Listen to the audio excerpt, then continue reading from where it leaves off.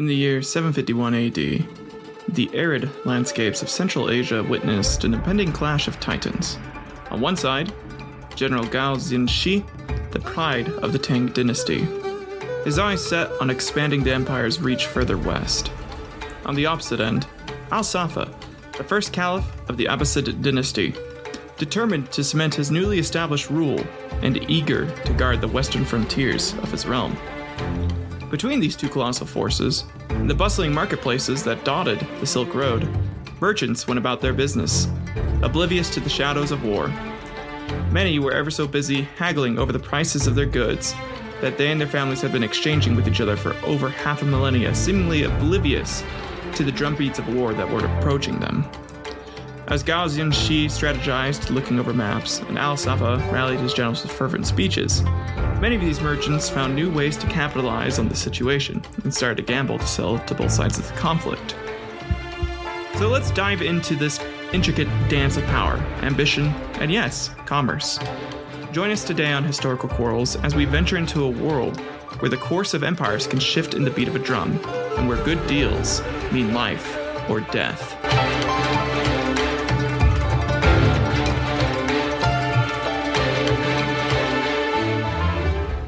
Welcome back to Historical Quarrels, everyone. I'm happy you are here listening right now. Like, so goddamn happy. As always, this show is very NSFW, and if you have ears that get little boo-boos anytime someone says something naughty, well, prepare to have a lot of boo-boos. But don't worry, I'll kiss him better afterwards. Mwah. Honestly, though, like I will swear and shit, so if you don't like that, please skedaddle the fuck out of here. Like, just get out if you don't like swearing. So now that that's out of the way, I do have a quick couple announcements that we'll go over, and then we'll go over the rundown of today's show. So as always, my second show that I do, Stereotypical Podcast, had its latest episode released last Thursday. Please go check it out. I'm really happy with what we're doing over there. We're having a lot of fun.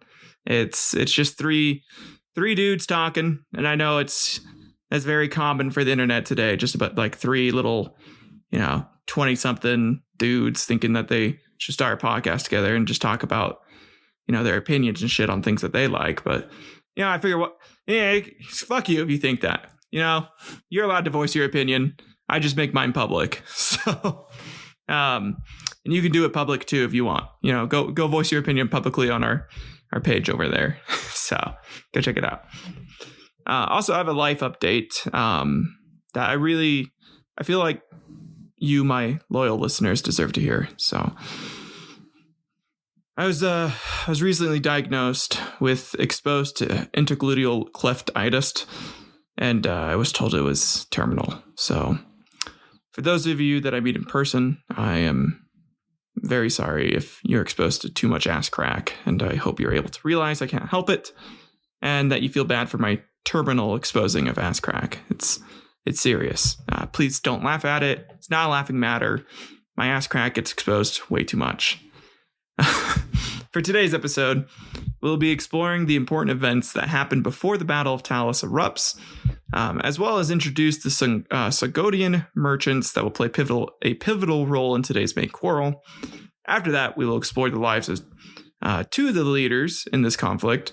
For the Tang Dynasty side, we'll explore the life of Gao Xianzhi, who was their general during the Battle of Talas. For the Abbasid Caliphate, we will go over the life of Al-Saffah, the first caliph / leader of the Abbasid dynasty. So, with that being said, and now out of the way, let's go ahead and get into this. The flourishing of the Silk Road in the 1st century AD set the stage for the robust trade and cultural interactions that would later influence both the Tang Dynasty and the Abbasid Caliphate, among other civilizations. Though these two empires would not come into existence until several centuries later, the groundwork laid by the Silk Road had lasting impacts on their cultural and economic landscapes. And seriously, this was a shit back in the day. Compare it to your modern day highway, except the highway is over 4,000 miles long, stretching from Xi'an all the way to Egypt and fucking Greece. The longest highway in America is Route 20, which is 3,365 miles long, which is almost a full 700 miles goddamn shorter than a highway that was made over 2,000 years ago. It should be noted that we as modern day people have improved somewhat, though. And a more fair comparison to the Silk Road would honestly be the actual longest modern day highway in the world, which is the Pan American Highway, which is a whopping 19,000 miles long and stretches from the top of fucking Canada almost to the bottom of South America. It originally stopped in Buenos Aires, but there have been some unofficial routes added in over the years. But still, holy fucking massive, Batman. Like, are you able to comprehend how absurd that is? The average person will travel 75,000 miles on foot by the time they die. Walking that highway alone would be about 1/4 of your total mileage before you are spent and need an oil change. And by oil change, I mean a new body. Because your current one is ragged and worn the fuck out, like my old Honda Civic that I drove to Seattle from Utah when it already had 150,000 miles on it. I was a dumb teenager who didn't know how to fucking properly take care of his vehicles at the time, so I destroyed that shit by doing that trip. I really missed that little green piece of shit, though. It had a lot of good times in that old gal. Little old... I don't think I ever named... Yeah, I didn't name her. I named my new car, but I didn't name my old car because it was a piece of shit. But I did have a lot of fun in that piece of shit, so...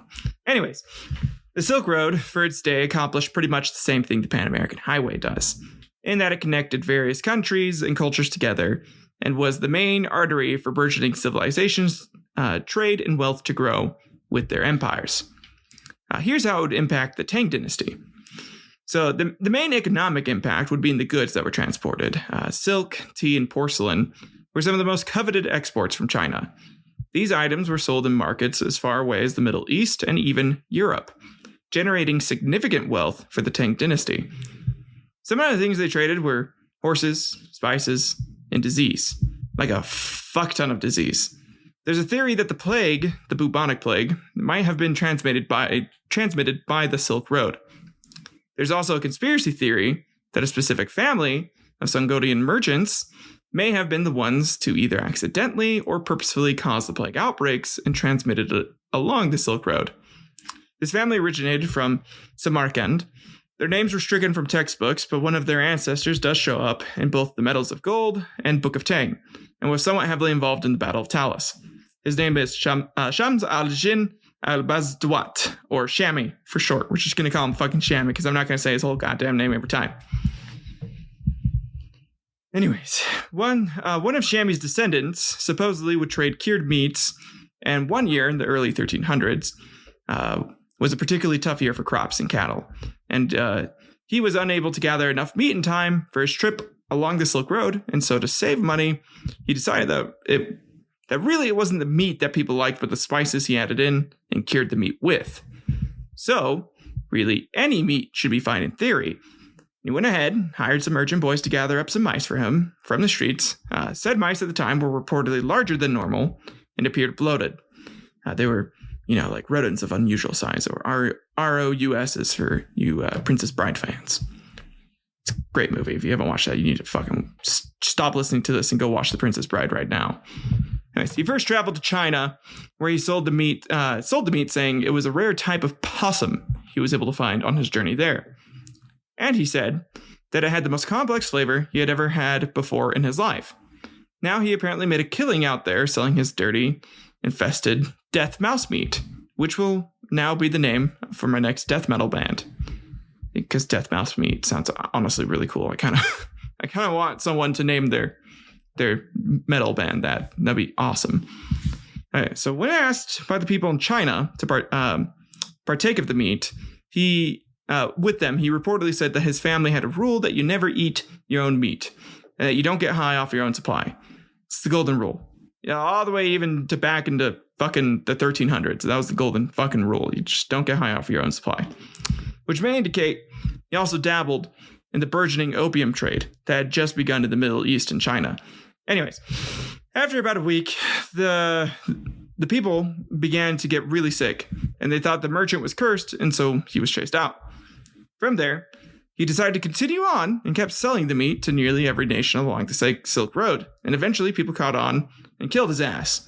But since the plague didn't stop after they killed him, and struck their name from every book imaginable, they tried to figure out what else could have been causing it, and this theory seems to have been lost to time. I like to think it was probably caused by him selling dirty rat-infested meat. And what's very funny about this story is how very similar it is to the bat and rat meat theory from how COVID-19 started and spread. So either history loves to repeat itself, or I maybe might have made some of that shit up. But the idea is the plague did probably start because of the Silk Road. More than likely, it started in China and it moved westward from there. And that's why everyone got super sick with it. But yeah, sorry, it's just a fun story. Interesting way to introduce a very important merchant family, though, because Al-Saffah is going to be very important later on. So let's continue on the impact that the Silk Road had on the Tang Dynasty and its particular culture. And one of the most significant cultural imports via the Silk Road was Buddhism and Buddhist Jesus, who is a lot like Jesus and Buddha, but with like none of the powers. And it's just a regular guy named Buddha Jesus I liked. Or, none of that silly bullshit. And it's just regular old Buddhism that entered China from India and became a significant part of the spiritual landscape. I mean, could you fucking imagine, though, if that's how religious syncretism happened? The combination of like two religions is what that would mean. It's just they take the spiritual head of both religions. So like in this case, Christianity and then Buddhism, and they just like blend them together. I know that kind of happened a lot with like Egypt and like other cultures back then. But I mean, it's so funny to me, that idea of just Jesus and Buddha just meshing together into one new. But like, it's just Buddhist Jesus is just a regular dude that they worship. Doesn't have any powers, doesn't do anything. They're just like, yeah, we just like this guy. Sorry, I'm going off on too much of a tangent here. I know. I was just having fun thinking about that. Don't blame me. It's what I do. I like to think about weird shit and over-explain myself. So, Anyways, so it became a significant part of the spiritual landscape, changed many people's lives for the better, and honestly for worse. As with every religion, some people truly intend to use it as a way to help, and other people find honest answers that we all seek, and others use it to control people and use its own doctrine to justify heinous atrocities that they commit. Which, yes, even Buddhism did, and would actually play a pivotal role in starting the conflict that would lead to the Battle of Talas, as you'll come to see that, Muslims and Buddhists historically have not gone along all that well. Not only was the religion spread, but art and literature would begin to change as well for China. Chinese art began to incorporate elements from other cultures like Persian motifs and even Greco-Buddhist artistic influences. Which, if you don't know what that is, it's essentially a Greek style of art mixed with India's own style of art. It is kind of like a blend of Greek statues, which had a little more focus on the object's movement, like in the ruffle of their togas and the stance that they took. And then mix that with the caricature and artistic style of India, and you've got Greco-Buddhist art. I mean, you could also Google that shit, but like, I think I kind of nailed it on the head there for you as far as describing it. If I didn't, let me know in the comments, I guess, or in your review that you leave and it's like 1 star. He didn't describe it well enough. Shit, my bad. I'll describe it better next time. In addition to art and religion, another significant impact would be on technology and science, as China also imported technologies like the watermill and advances in astronomy and medicine from the West, since the Egyptians were obsessed with astrology. God damn. Since the Hellenistic period. And honestly, even before then. Them motherfuckers wanted to go to space and shit. And because of that, China hated them for it. Since they were like, we already have astrology fucktards and have had it since like 1766 BC with our zodiacs. You dumb motherfuckers. They did enjoy the medicines and new crops they could grow, however. With all these changes coming about, one of the most profound impacts would be on how much power gained from the Silk Roads trading that would be gained and used in politics. The wealth generated through trade empowered the Tang Dynasty to expand westward like a fuck ton, extending its influence over Central Asia and just got really fucking close to a bunch of other expanding empires at the time. All right, so that's enough about the impact that it had on the Tang Dynasty. Let's briefly go over the impact it had on the Abbasid Caliphate, and really briefly, as I would share many of the same impacts. So on the other side of the Silk Road, the Abbasids exported goods like spices, textiles, and precious metals. Cities like Baghdad became global centers for trade. The wealth generated from trade funded scholars, libraries, and observatories, leading to the Islamic Golden Age. The Caliphate became a hub for advances in sciences, philosophy, and medicine.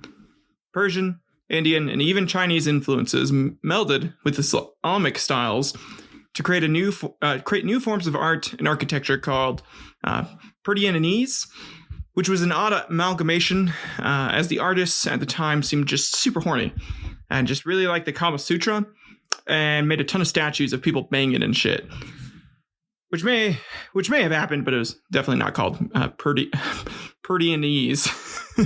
I just thought it was a fun way to combine like the Persia, Indian, and Chinese like names together.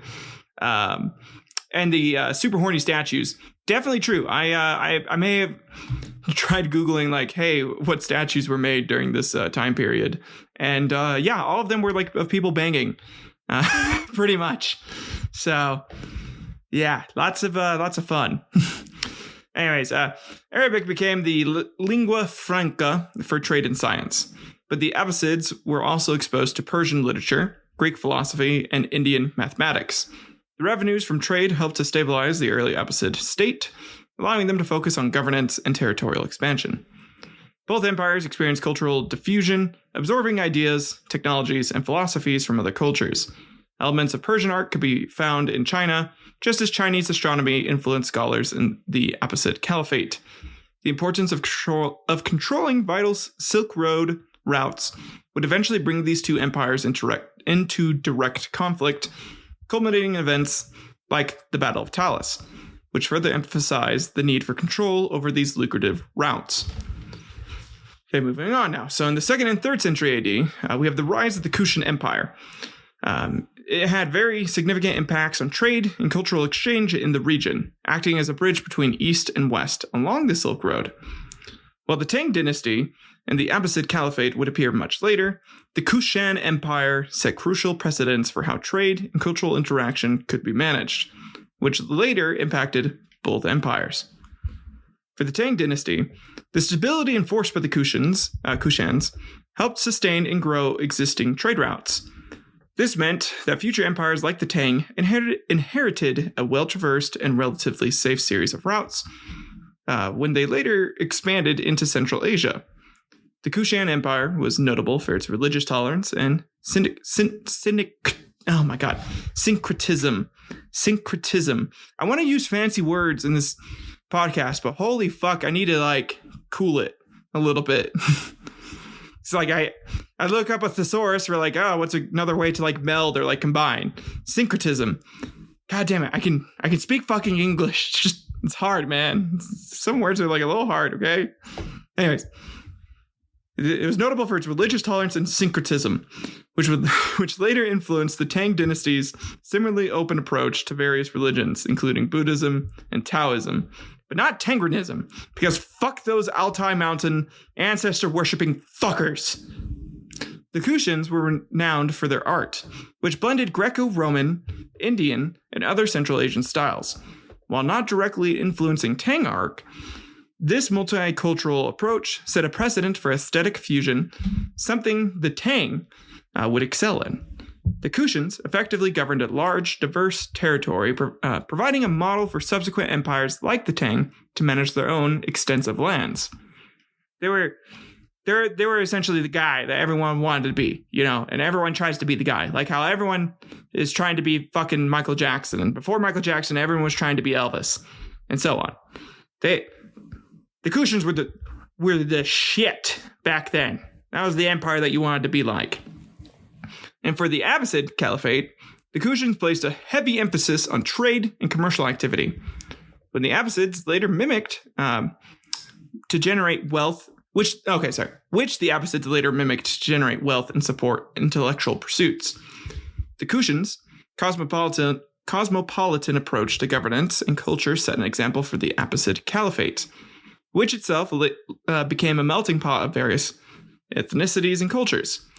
The Kushans were patrons of Buddhism, and the role in disseminating Buddhist texts westward indirectly paved the way for Islamic scholars to engage with this tradition. They're like, these guys are doing it. I can also print my shit on paper and send it to a bunch of people that way too. The Kushans managed to balance the influence of larger empires to their east and west. This political savvy would later be seen in Abbasid diplomacy as they interacted with other states and empires. Okay, so now for both empires, the main impact was the economic stability provided by the Kushans that allowed for the growth of merchant classes and trading towns, which would later be important to both the Tang and Abbasid economies. The cultural openness of the Kushans promoted the sharing of technology, religious ideas, and artistic motifs, thereby enriching the Silk Road as a two-way avenue for cultural exchange that both the Tang and the Abbasids would later use to their advantage. The geopolitical role of the Kushan Empire highlighted the strategic importance of Central Asia, a lesson not lost on either the Tang Dynasty or the Abbasid Caliphate, when they later vied for influence in this crucial crossroads. And like I was talking about, the Silk Road, that is the shit that you want to control. You control that, you control your wealth. Yeah, no, you have to make sure you have control of those areas. Okay, so now moving on to the 4th century. Now in the 4th century, we have the expansion of the Sasanian Empire into Central Asia that would set a stage for conflict, trade, and cultural exchanges that later empires like the Tang Dynasty and the Abbasid Caliphate would encounter in their own expansions and interactions. So here's a look at the implications, right? The implication, for those It's Always Sunny fans. For the Tang Dynasty, the Sasanian expansion into Central Asia would disrupt existing trade routes temporarily. These shifts informed future empires like the Tang about the economic volatility and the importance of maintaining multiple trade options. The Sasanians also acted as cultural gatekeepers, passing on not just their own Persian traditions, but were selectively transmitting elements of Indian, Greco-Roman, and Central Asian cultures to the East. This cultural, quote-unquote, filtering would impact what reached China. Part of this filtering would include what merchants were able to get in, and the Sasanians apparently loved our boy Shammy's family, and so Shammy's ancestors were allowed to get in, and they may not have left the best impression on China and its empires, as they would routinely fuck up deals and give people the impression that everyone from Samarkand in the Middle East were shady thrifters that would try to swindle them. Shammy's family really loved this one scam where they would take goat testicles and sew it onto men who had virility issues. Due to the lack of clean tools and methods, many men in China lost their quote-unquote wangs. And so Shammy's family became known as the Gonji Langtuyan, or cock gobblers. Unfortunately, by the time the Battle of Talas would happen, the slang word for penis would be lost. And people in China would think that his family just really liked to eat roosters. So, they got away with it. It's fucking cock thieves. The Sasanian mastery of metalwork and textiles was renowned and would be studied and adopted by later Chinese artisans during the Tang era. By the way, if you didn't know, I was just fucking with you. Of course I'm fucking with you. No one... So, that was a scam that someone did like in the 19th century, but 100% did not happen in the 4th century. Could you fucking imagine that, though? Just a bunch of guys with like penis issues getting their testicles ripped off and replaced with fucking... sorry. Okay, with goat testicles. Anyway, sorry. I'm continuing on.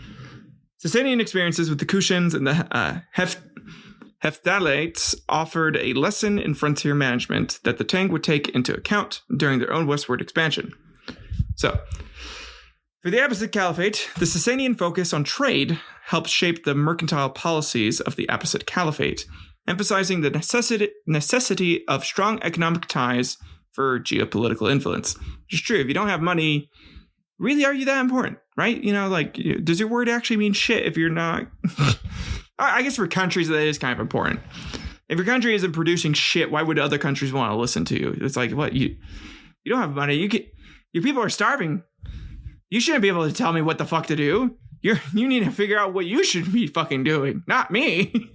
So, Yeah, but again, wisdom can come from all sources. So maybe it's we probably should still listen and be open about it. But I kind of get why people back in the day would shit on poor countries, because it's like, oh, well, you don't even know what the fuck you're doing. So why are you trying to tell me what to do? The Sasanian emphasis on scholarly pursuits, including Zoroastrianism and Manichaeism, would later be absorbed into the Islamic Golden Age, facilitated by the Abbasids. Sasanian motifs and artistic styles found their way into Abbasid architecture and visual arts, adding a layer of cultural depth. Sasanian administrative techniques and governance models were influential in shaping the Abbasid approach to managing a diverse and vast empire as well. The shared impacts were that both the Tang and the Abbasid military strategies would learn from the Sasanian experiences in dealing with the diverse peoples of Central Asia, either through diplomatic alliances or military force. Both the Tang and the Abbasids would inherit a complex, multicultural Central Asia influenced by Sasanian, Kushan, and various other cultures, requiring a sophisticated approach to governance and diplomacy. Sasanian expansion underscored the geopolitical importance of Central Asia as a pivot between the East and the West, reinforcing its role as a critical battleground for future empires, including the Tang and the Abbasids. And you're gonna keep hearing me repeat this essentially, but Central Asia for the East and the West is really like, of course, there's gonna be a bunch of conflicts that happen there, and of course, people are gonna try and control it, right? That is the middle. That is contested borders. But with that, and then with the Silk Road, which is like super important for basically the whole world at that time, at least their world and their known world. Yeah, you can't be fucking around. Like you need to control Central Asia. It was the shit. Okay, so now let's move on to the 5th century. So now we have the rise of the Hephthalite Empire, often called the White Huns, or the Kami-Hunis, or the Spooge McGrooks, as I like to call them. In the 5th century AD, the White Huns created a new power dynamic in Central Asia that would have long-lasting implications for future empires like the Tang Dynasty and the Abbasid Caliphate. For the Tang Dynasty, the Hephthalites' incursions into Central Asia could interrupt established trade routes. Lessons from these disruptions likely influenced Tang trade policies to diversify their trade partners and routes. The Hephthalites were often viewed as destructive rather than constructive invaders. Because, some invaders in the past, like Alexander the Great was kind of an invader. Well, he was definitely an invader, but he was definitely constructive in that he kind of enhanced the culture of some areas, definitely enhanced his own empire and wanted to take care of it. So as he took over territory, he didn't necessarily want to just completely fuck it over. These White Huns definitely wanted to fuck it over. They did not give a shit. They would purposely destroy towns and not rebuild them, just letting them rot. Which that's a terrible use of land. terrible idea. You want to keep them alive and you want to keep them paying you. Yes, you can enslave them, but goddamn, just at least be smart about it. Anyways, their dominance might have temporarily stemmed the flow of cultural exchange, alerting the Tang to the fragility of such interactions. Essentially, the White Huns were that abusive ex. They gave you a fuck ton of trust issues, right? And you wish it weren't so, but they 100% impacted your future relationships to the point where you yourself nearly became an abuser because you couldn't separate them from your perceived idea of what a relationship is. And you definitely needed therapy before you jumped into a relationship, but you were lonely and, needed comfort, which is understandable, but oh my God, please go get help first. The Hephthalites, I really hope I'm pronouncing that right. If I'm pronouncing it wrong, for those of you listening, let me know. But that's what I'm calling them, the Hephthalites, like heffalumps. Destabilized regions they conquered, providing a cautionary tale for the Tang Dynasty on the risks of overexpansion and poor governance, i.e. being an asshole just to be an asshole.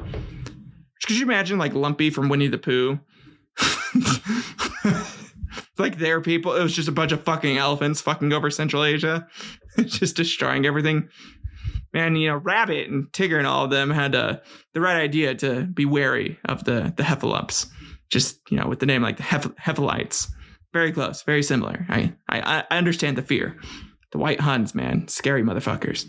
So anyways, for the Abbasid Caliphate, the Hephalites, Hephalumps, fuck it, let's just call them Hephalumps. Dominance added a layer of risk to Central Asian trade. This likely informed the Abbasid strategies for protecting and securing lucrative trade routes. The Hephalumps. Fuck, I really want to call them Hephalumps, guys. I should have just been like, note, just call them Hephalumps. The Hephalumps brought with them their own cultural and religious beliefs, adding another layer to the Central Asian melting pot. This complexity would later inform Abbasid cultural policies, given that the Hephalumps posed a threat to multiple empires. I'm sorry, I'm just having fun imagining fucking Lumpy from Winnie the Pooh just wrecking towns in Asia. Oh, God. Oh, okay, sorry. Their presence emphasized the importance of forming alliances, a lesson not lost on the Abbasid Caliphate. Which again is very much like if your friend is in an abuse. So for the caliphates, this is very much like if your friend is in an abusive relationship and you want to visit your friend because you love them, and the two of you together are awesome, and you help each other grow and flourish as people. However, their asshole significant other is 100% in control of them. You feel like you can't say anything without the possibility of losing them completely. So you try your best just to see them whenever that asshole isn't there or knows what's up. So you try and sneak around and then maybe tell them what you think about like their partner. But once you get to talking to them, you realize that they're in too deep. And there's absolutely nothing you can say to change anything. And you are really just better off ignoring them for a bit and hoping they see through the bullshit eventually. But because your friend is too smart to be stuck in this shit, but you also know they probably feel like they need this asshole because of their loneliness issues, and they feel like it's, that is the best they can get, and they blame themselves for shit, and they honestly don't need to blame themselves for, and it's just really fucking sad. And for the Abbasids with the Hephalumps fucking over the Silk Road, that's kind of what it was like for them. So overall, the shared impact of the Hephalumps empire's rise and fall would offer both the Tang and the Abbasids military insights into how to deal with nomadic empires, whether to confront them head on or try to assimilate them. The Hephalumps, Hephalites really, just again, calling them Hephalumps. If you're just jumping in now and you're wondering what the fuck and why am I talking about Winnie the Pooh characters, go back a few minutes. They're the Hephalumps now. They're nothing else. They're just a bunch of roaming elephants that can talk and fuck over Central Asia, okay? That's what the Hephalumps are. They're scary motherfuckers, and they're gonna get us. Anyways, the Hephalumps were not easy to negotiate with. They were brutal, given their military aggressiveness. They would fucking kill you. They would kill your kids, stomp on them, trumpet around with their big goddamn noses, give Winnie the Pooh fucking nightmares, like LSD nightmares. It's just... God, I really... how they did the Winnie the Pooh horror movie? I really want them to make one with Lumpy now, but he's in Central Asia just smashing villagers. Oh my God, that'd be so funny. I would pay so much money to see that movie. Anyways, both the Tang and the Abbasids would have learned the importance of a nuanced approach to diplomacy in Central Asia. With the Hephalumps adding to the Central Asian mix, both empires would face even more complex cultural landscapes, affecting their governance, trade, and diplomatic strategies. So in summary, the rise of the Hephalump Empire further complicated the geopolitical and cultural landscape of Central Asia. Too many fucking elephants, man.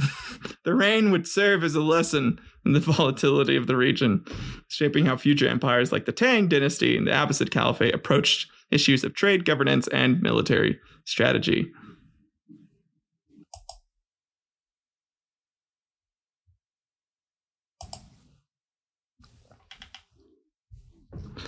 So now we're on to the 6th century AD. The establishment of the Turkic Khaganate by the Gök Turks in the 6th century AD marked a significant shift in the power dynamics of Central Asia, affecting how future empires like the Tang Dynasty and the Abbasid Caliphate approached the region.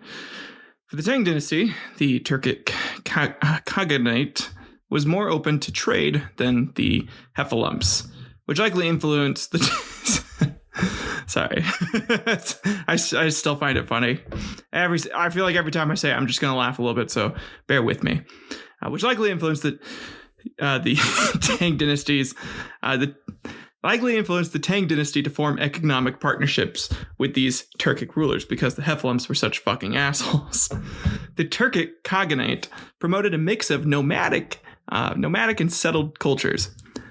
The Tang dynasty would have been exposed to this diversity, enriching its own cultural milieu. The Turkic Khaganate served as a buffer against other Central Asian threats, something that the Tang dynasty would have considered in its geopolitical strategies. For the Abbasid Caliphate, the Turkic Khaganate's extension to the Caspian Sea opened new pathways for trade, which the Abbasids could utilize for reaching farther into Europe and Asia. The Turkic culture added another layer of complexity to Central Asia's cultural fabric. The Abbasids had to navigate this in their approach to governance and diplomacy. The Turkic Khaganate was a significant power, and their friendship or enmity could tip the scales in regional conflicts, influencing Abbasid foreign diplomacy or policy. So instead of friendship, these motherfuckers decided to just conquer them and shit all over their empire, which proved to be an effective strategy for handling them. As it turned out, the Khaganate were into coprophilia and became super submissive when the shitting began.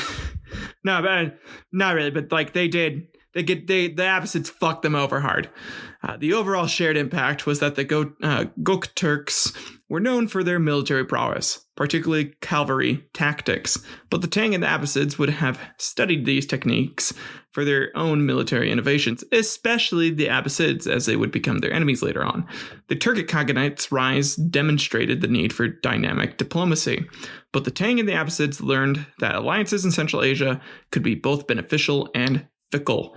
The Turkic influence on language, art, and religion would leave an imprint on the regions they controlled, adding yet another layer of complexity for both the Tang and the Abbasid empires to navigate.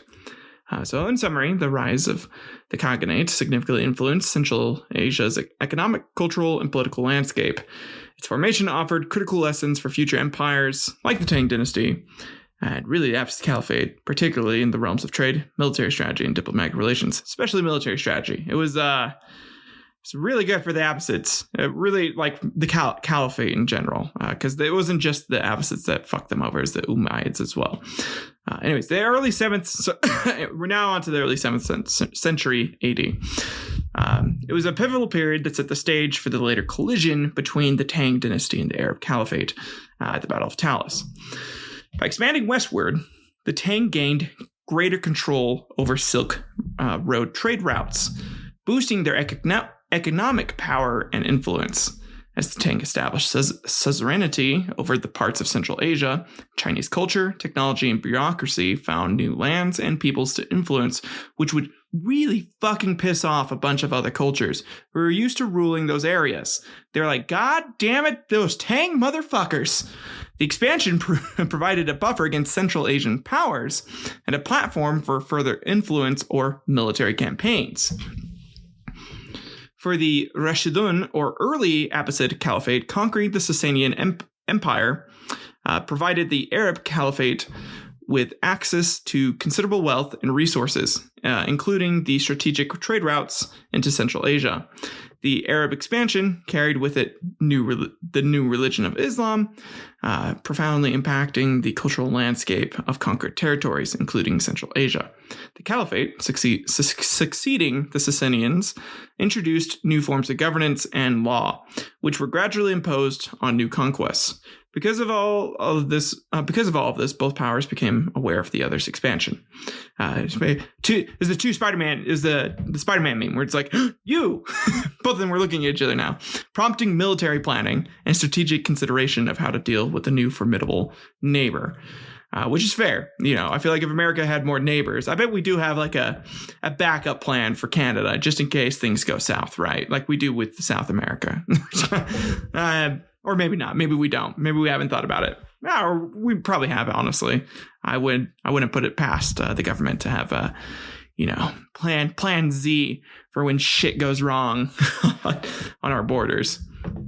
So again, a lot of this was because they learned not to trust anyone after their abusive ex, the cummy honeys or heffalumps, fucked them over too hard. Elephant dick is big from what I've seen online. So as both sought to control the lucrative trade routes, the stage was set for economic competition and eventually military conflict. And not just militarily, but also culturally, setting the stage for a rich and complex interaction of civilizations. Both empires saw Central Asia as crucial for their strategic depth and influence, ensuring that it would become a battleground for competing interests. In summary, the simultaneous expansion of the Tang Dynasty and the Arab Caliphate into Central Asia during the early 7th century set up a complex tapestry of economic, cultural, and military interactions. Mainly the culture would be like the Buddhists and the Muslims. They would not get along. Lots of arguments and lots of fighting. I kind of want to save for a future quarrel, so we're gonna save that. So these expansions served as the prologue for their eventual clash at the Battle of Talas, an event that would have lasting implications for both empires and the broader region as a whole.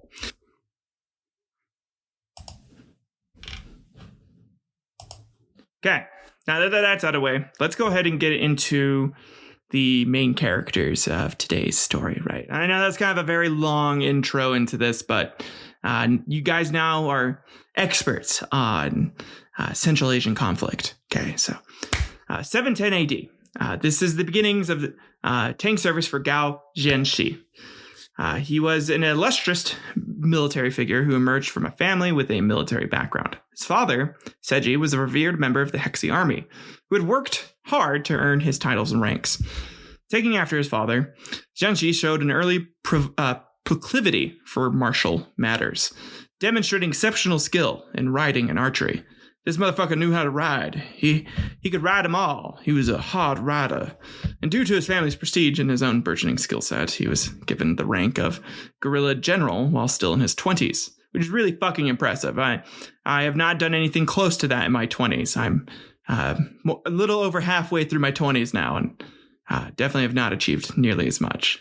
I mean, I have a family and kind of moved up in my company, but definitely nothing like that. So this guy was fucking cool. Anyways, sharing the same echelon of military rank as his father in his early 20s. His early appointments were a stepping stone for his later, more distinguished roles as the deputy protector of Anxi and the envoy to the Four Towns. His tactical brilliance was first put to the test when he was assigned to secure the northwest regions, which were controlled by more than 20 countries and heavily influenced by Tubo forces. His expedition involved meticulously planned military logistics, covering vast terrains and staggered periods, often enduring 20-day marches between strategic points. His first major military campaign saw him leading 3 separate armies to attack Tubo-controlled territories from different directions, showcasing an aptitude for multi-front warfare. This guy was he was brilliant, militarily. He knew what the fuck he was doing. Xianzhi's military leadership involved a blend of cunning, bravery, and devout rituals to inspire his troops. And the devout rituals are argued on, but I like to pretend that this guy was hitting incense vape pens back in the day and just doing cool tricks with the smoke and shit. Or something like that. I don't know. Anyways, before taking crucial actions such as crossing a river that was deemed uncrossable, he would perform sacrifices to gain spiritual favor. He would most notably sacrifice his men. He'd be like, hey, listen, guys, I need you to die for me. But not in the military sense, but literally die so the gods will help us out. And only then he would execute his carefully laid plans after he murdered a bunch of his own dudes. Which, it makes me wonder, why he lost. This guy was brilliant.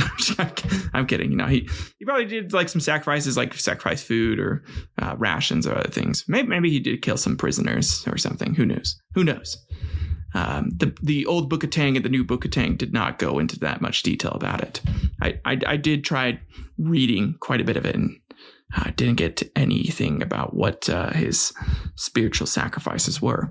So anyways, he managed to lead his army across natural barriers, defeating the enemy Tubo forces decisively. His victories usually ended with the capture or killing of thousands, showcasing his ruthlessness in battle. Very ruthless. And then kind of thinking about this, like, so considering his day-to-day life, we need to think about it. It would have been filled with the rigors of military planning, tactical drills, and maintaining the morale of his troops. His upbringing in early years in the military likely ingrained in him a strict discipline and an unwavering focus on martial activities. Moreover, he would have had a keen eye for logistics, given the complexity and scale of his military expeditions. His understanding of the physical and psychological aspects of warfare would have been matched by a grounding in spiritual or ritualistic practices, as indicated by sacrifices before significant military endeavors. However, Xianzhi's role as a military leader did not come without its challenges and scrutiny. He was tasked with the enormous responsibility of defending against An Lushan's rebellion, one of the most devastating uprisings in Chinese history. Though he had a series of victories, he also faced moments of crisis that tested his leadership.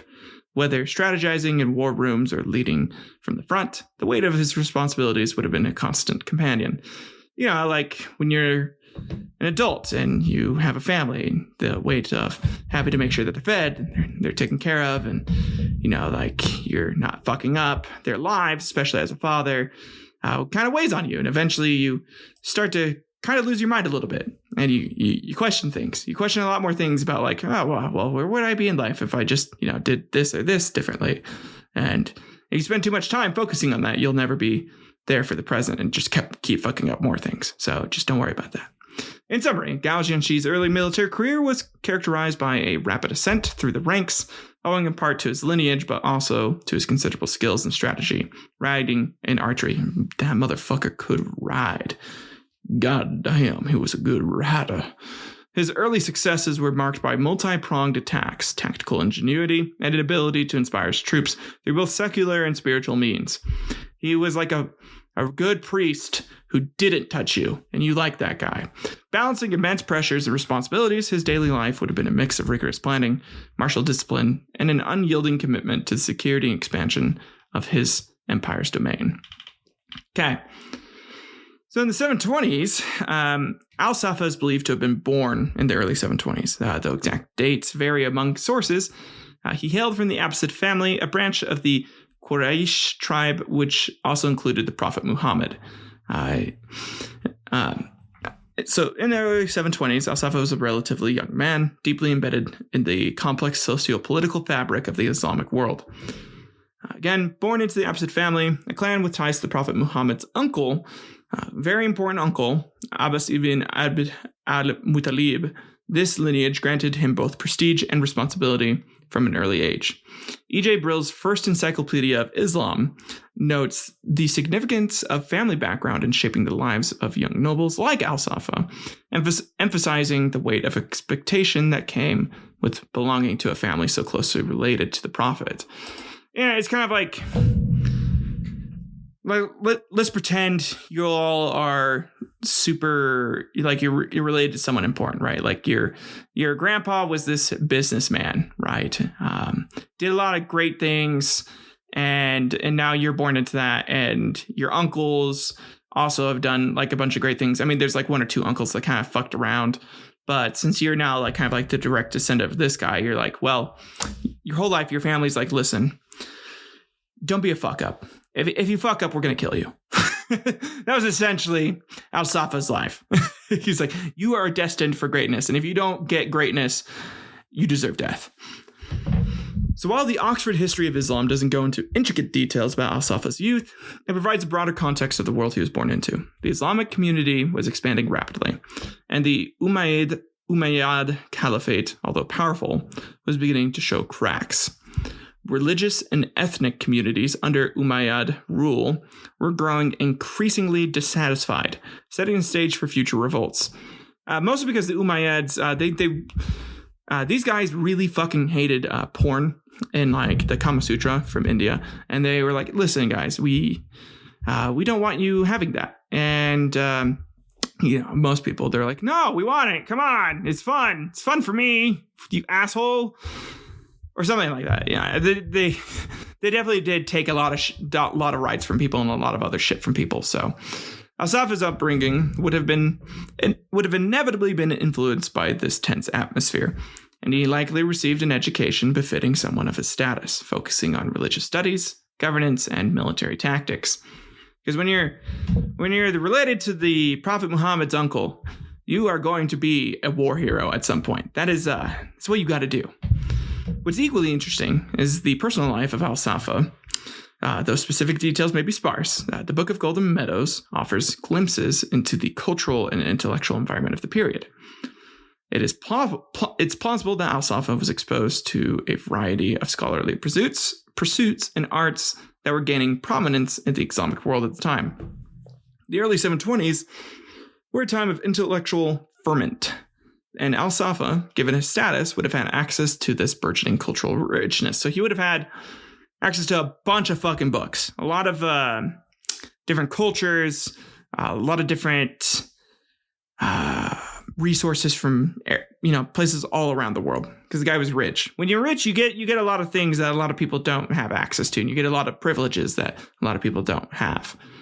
So even as a young man, Al-Saffah was no stranger to the cutthroat dynamics of politics. Brill's work points out the essential role family networks played in consolidating power and influence. Al-Saffah would have been schooled in the art of alliance building, learning from the mistakes and successes of those who had come before him. While he was not yet the master strategist he would later become, the seeds of his political acumen were being sown during this period. Al-Saffah's exposure to governance, possibly through some administrative or military capacity, even in his younger years, would have provided him with invaluable insights. These experiences were likely apprenticeships that groomed him for the challenges that lay ahead, shaping both his worldview and his skills in leadership. So in summary, the early 720s were just these formative years for Al-Saffah, who's going to be very important in our battle. He's going to be the one who essentially sends everyone over and determines a bunch of shit before the battle begins. Influenced by his prestigious lineage, educated in a complex tapestry of religious, intellectual, and political disciplines, and sensitized to the undercurrents of dissatisfaction within the Islamic Empire, he was gradually molded into a figure who would later change the course of Islamic history forever. Okay, so also at the same time in the 720s, honestly up to the 730s. So while young Al-Saffah is growing up and being taught all this shit, the Silk Road is flourishing. Trade along the Silk Road is booming, involving merchants from both the Islamic world and the Tang Dynasty. The Silk Road serves as a conduit for exchanging goods like silk, spices, and precious metals, as well as ideas and technologies. One such merchant family, again from Samarkand, is Shami, or a prominent merchant. I shouldn't say family. A prominent merchant from there is Shami, who I mentioned earlier. Shami, at this time, was opening up a spice and textile trading business. So he'd get spices and textiles from his homeland, and he'd go back and forth, and specifically between the Tang Dynasty, parts of Central Asia, back to the Umayyad / Rashidan / Abbasid caliphates as parts of Central Asia, and trade back and forth quite a bit. The guy would get involved with a bunch of leadership, actually got involved with Gao at this point, would trade him textiles, saying that they could be used for armor. So this is kind of where the scamming shit began, really. This guy was a little shady thrifter. So you'd go up to Gao and be like, hey, listen, you take these textiles, you put it on your armor, right? And it could stop like a bow.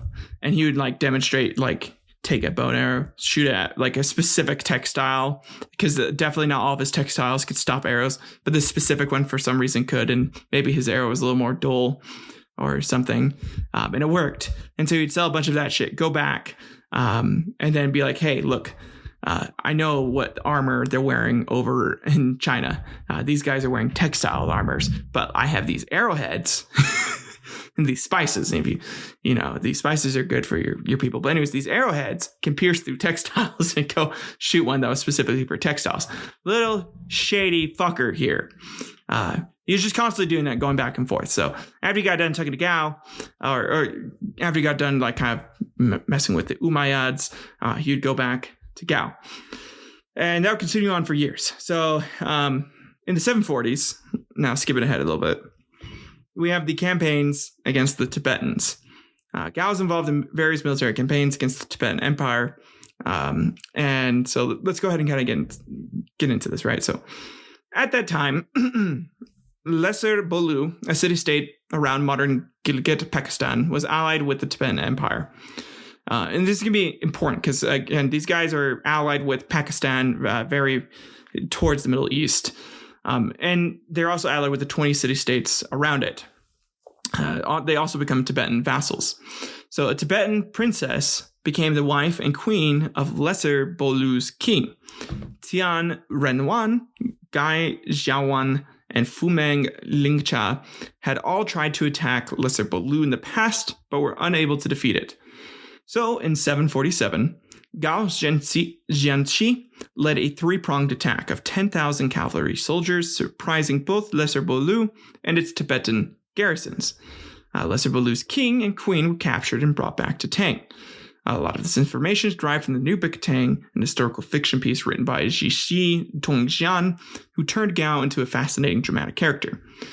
So let's kind of get into like the narrative, right? So the narrative from the New Book of Tang provides a rich and complex background for understanding the geopolitical and military dynamics that culminated in the Battle of Talas in the Tang Empire, the Abbasid Caliphate. One of the most notable elements in Gao Xianzhi's conquest of Tibet. This operation marks the empire's ambitions to expand its territories further east. While successful on the surface, this territorial gain also serves as a prelude to a military overextension, bringing the Tang Empire into conflict with other regional powers, notably the Abbasid Caliphate. Especially, again, these Tibetans were allied with a bunch of people from the Middle East, so like doing that definitely pissed them off. This is going to be the match that ignites the gunpowder bomb that they had already set up by getting so close to each other. This sparks a lot of shit. The conquest of Tibet could be seen as an initial domino that set a chain of events into motion, leading the Tang forces ever closer to a confrontation with the Abbasids. A recurring theme in the narrative is the issue of greed and poor resource management. Gao Xianzhi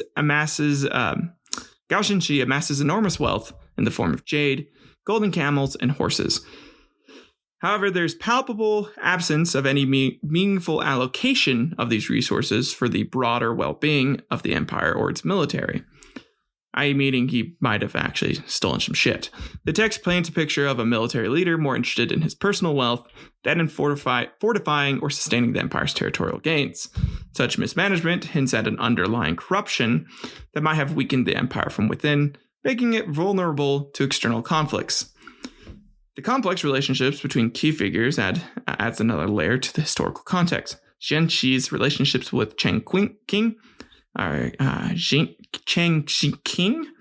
and other members of the Tang administration is fraught with personal and political tensions. These interpersonal dynamics are portrayed as being just as impactful as the military strategies and tactics employed. Cheng Qing is depicted as a character who tries to uphold his duty and principles, even when surrounded by corruption and incompetency. His unsuccessful attempts to steer the administration towards better governance symbolize the systemic issues that plague the Tang Empire, from the local leadership to the broader corridors of power. In terms of military undertakings, both Gao Xianzhi and Cheng Qing participate in multiple campaigns that expose their varying degrees of tactical expertise. Xianzhi's appointment as the deputy of the Fei cavalry and Cheng Qing's focus on defensive tactics highlight the different approaches to military leadership within the Tang Empire. These decisions, successful or otherwise, set a stage for larger military confrontations and provide a crucial context for understanding why and how the Tang forces ended up clashing with the Abbasids. So the events and themes described in the New Book of Tang can be seen as ingredients that prepared the ground for the Battle of Talas. The empire's territorial ambitions, coupled with internal issues like corruption and mismanagement of resources, laid the foundation for the collision with the caliphate. The text might not explicitly mention the Battle of Talas, but the narrative's there and provide the conditions ripe for such a military conflict. So before we go a little further, an interesting piece of information is that Fu Meng grew angry with Gao for directly reporting news of the victory at Tibet to Emperor Xuanzong. without first reporting to him and threatened to kill him, which is like totally reasonable. It's like when your siblings try to take credit for a big surprise that you all planned and worked on together, but the middle child decides they should try and get credit before anyone else gets a chance to, fucking assholes. The eunuch, Bian Lingcheng, whom Zhuo Sheng had sent to monitor Gao's forces, interceded on Gao's behalf and reported Fu Meng's threats to Zhuo Sheng. Kind of like how the youngest will team up with the middle child after you understandably got angry with them for pulling that shit and then told your mom what you said to the middle child. Because, you're angry with the middle child and, you're like 13 and you're talking to your younger sibling. You're like, hey, fuck you for doing that shit. We should all get credit for it. I'm going to fucking kick your ass. And then the younger one's like, hey, mom, like, he said this. Like, what the hell? And then you're like, whoa, what the fuck, guys? So Zhuo Sheng, in response, summoned Fu Meng back to the capital, Chang'an, in the new year of 748 and promoted Gao to take over his position. Gao arrested several Fu Meng subordinates for attacking him. Fellow deputy military governor Cheng Qinlai, Qinli, and army officers Bi Shichen and Wen Dao, but then released them and allowed them to continue serving under him. So he was like, listen, you guys fucked with me, but listen, I'll let you live if you serve me. So he entrusted Feng Chengqing as his assistant, often having Feng lead troops, or when he himself led troops in campaigns, had Feng in charge of the headquarters. Li Xie also first distinguished himself as an army officer under Gao. Also kind of like how the middle child just takes over all your shit when you leave.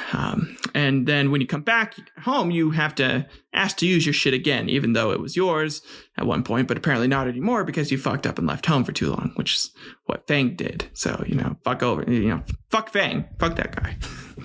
As a result of Gao's first successful campaign, Tang began to contend for influence with the Abbasid Caliphate and Tibetan Empire in the area of modern northern Pakistan and Afghanistan.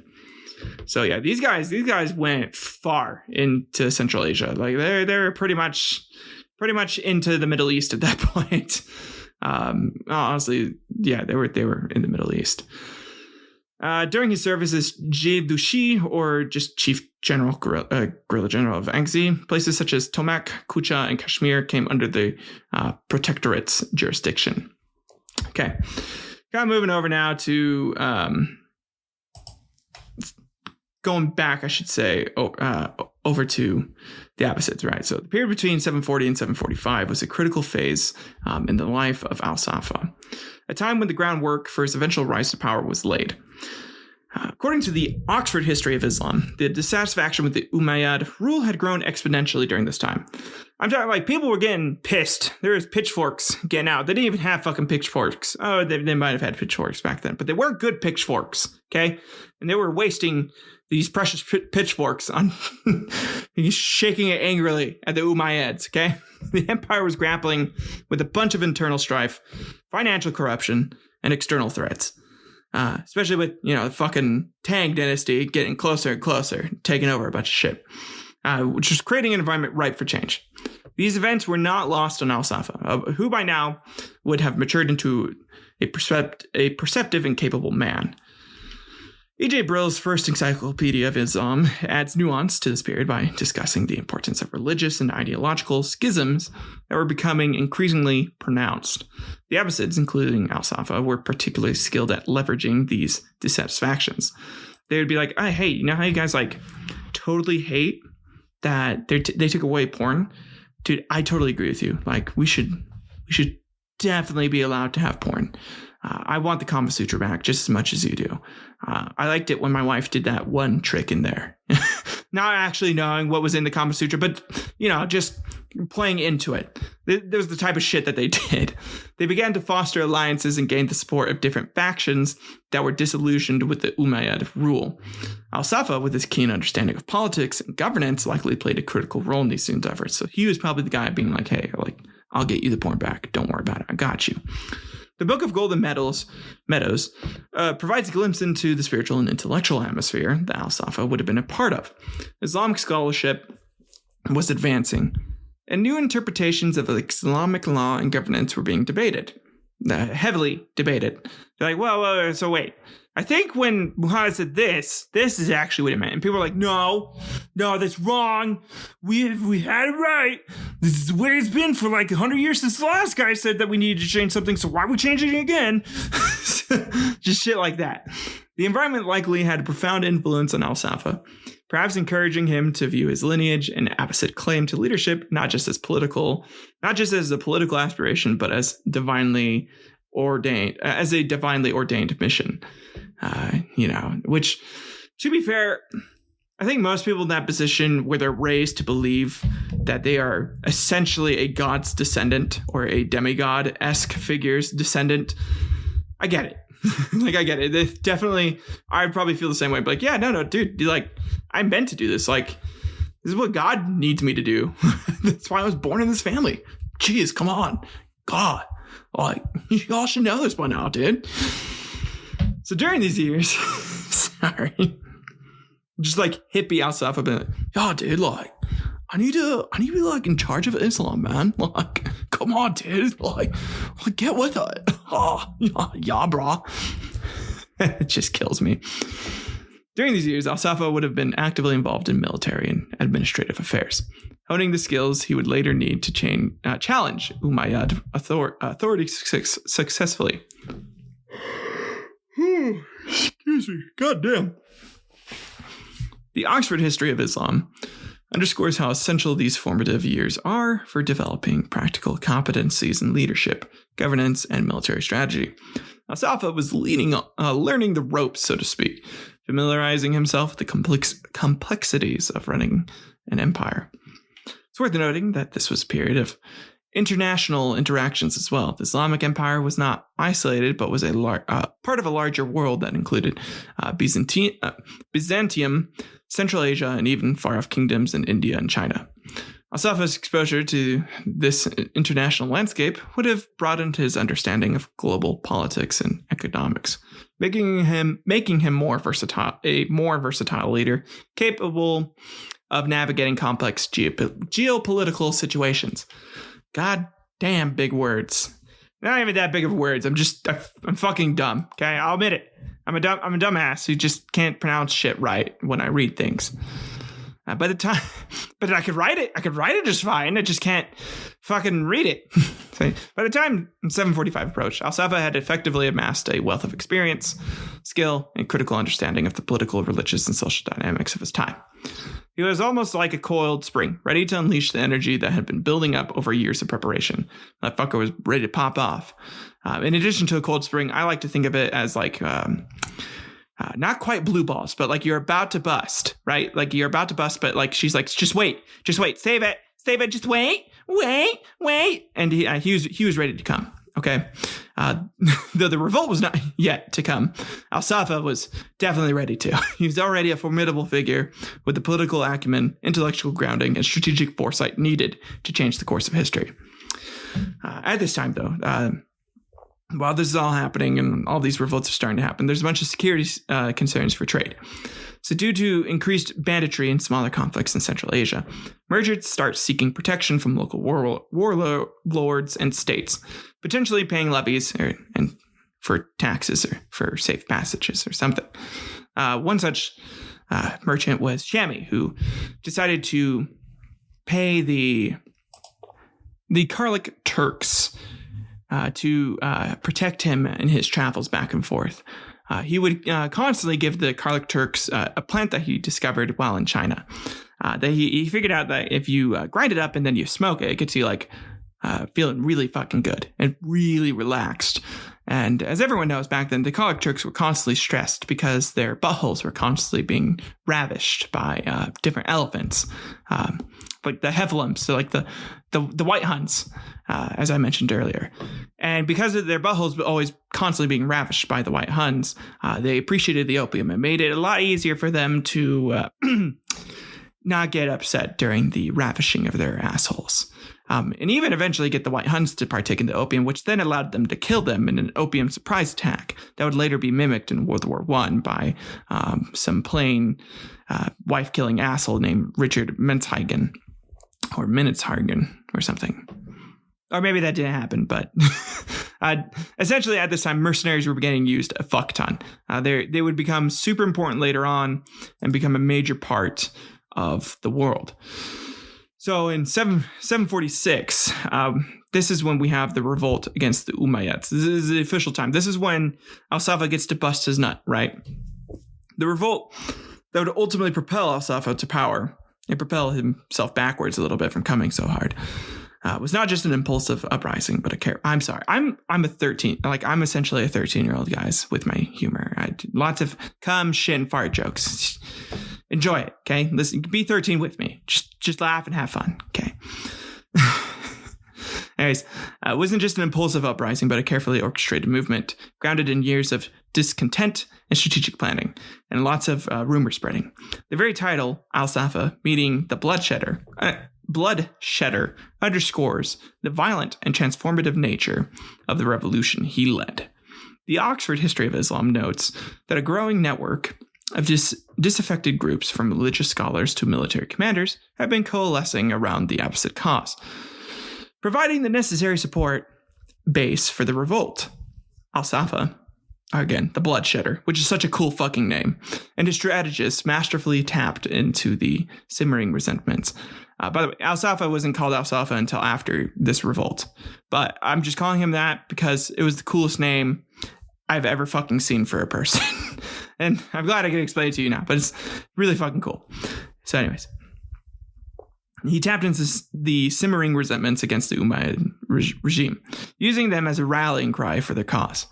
According to E.J. Brill's First Encyclopedia of Islam, the Abbasids capitalized on their descent from the Prophet Muhammad's uncle Abbas, claiming not just political legitimacy, but divine mandate.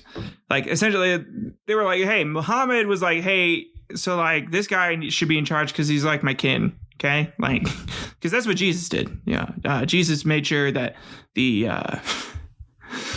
never mind. I'm not going to get into that.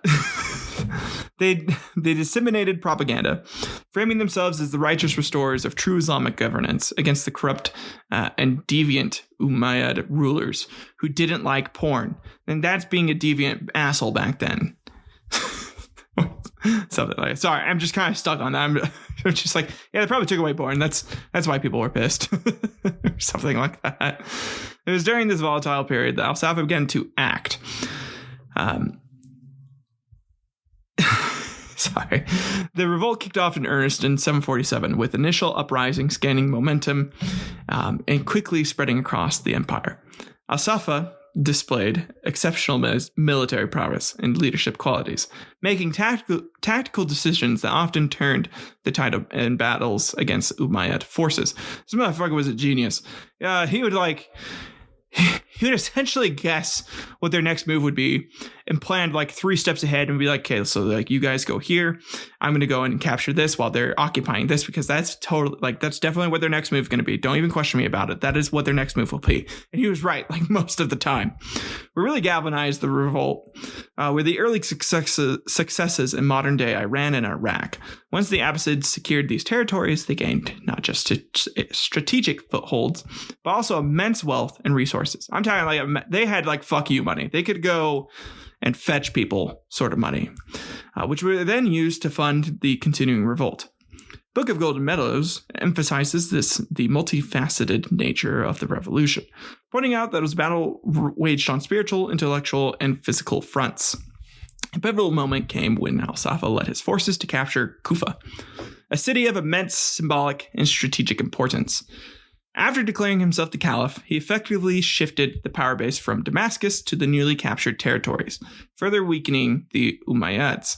The defeat of the last Umayyad caliph, Marwan II, in the Battle of the Great Zab River in 750 was the climax, marking the end of the Umayyad Caliphate and the beginning of the Abbasid era.